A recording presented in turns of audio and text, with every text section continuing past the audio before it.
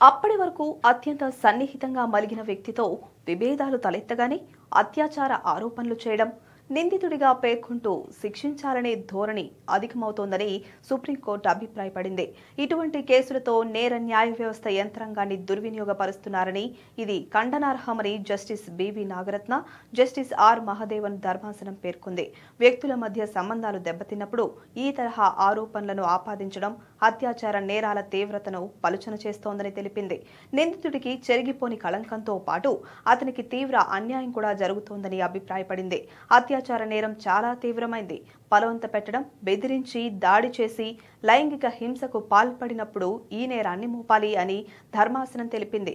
కొన్నాళ్లు కలిసిమెలిసి తిరిగి ఆ క్రమంలో శారీరకంగా సన్నిహితమై ఆ తరువాత విభేదాలు రాగానే గతంలో ఎప్పుడో పరస్పర సమ్మతితో జరిగిన లైంగిక చర్యను అత్యాచారంగా పరిగణించాలి అనడం సరికాదని స్పష్టం చేసింది.